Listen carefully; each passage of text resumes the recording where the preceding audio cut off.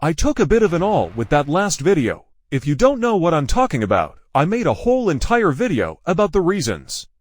I believe Jake Paul beat Tommy through and well, he lost. I ripped in the comments after, but hey, it is what it is now. That brings me on to today's video. Now that Jake is no longer an undefeated fighter, probably isn't as hyped as he once was. The big question is what's next for Jake Paul's boxing career. First off, let's do a quick breakdown of the fight. Overall, it wasn't a great fight. There was a lot of holding, and Jake didn't look as good as usual. But that could be because the pro boxer and Tommy Fury made him look worse, or he could genuinely have been sick and ill. Like he said after the fight, neither Jake or Tommy looked exactly very good. This could be due to the occasion and how big it was. They both come out looking very hesitant. Is there a way he can come back and be considered the same level as he once was? In my opinion, I think there's only one way he can get back from his loss. Considering he only lost in a close split-cision fight against a pro fighter, he hasn't lost too much credibility. So I think the only way he can get his status back is by coming back and beating Tommy in a rematch. But in a very convincing fashion. Let's be real, Jake is no longer considered a YouTube boxer and has transitioned into the pro game, so he doesn't get away with the loss as easy as the other YouTube boxers. But we know how difficult the first fight was to get made, so really, what are the chances of a second fight actually happening? And if it does, how far in the future? We looking at this fight happening? The first took 2 years to make. I don't think the second will be in the next few months or anytime soon. They both said in the ring they would take a rematch.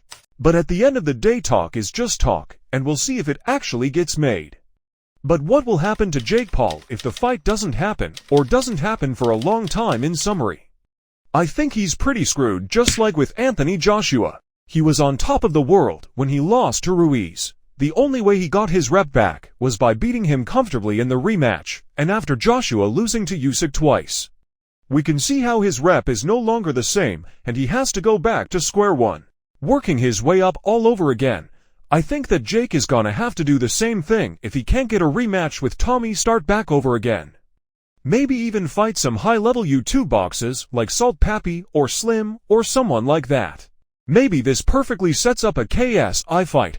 I think if Jake wants to continue with his career, he has to get that rematch ASAP, go back to the drawing board, and find a way to beat Tommy. Look, it's definitely possible for Jake to beat Tommy. After all, it was a split decision, which, to be honest, is more of a alpha Tommy than it is Jake. Jake can definitely work on his flaws and come back to beat Tommy. We also have to take into consideration, this is Jake's first defeat. He's never tasted defeat before, so how will he handle it?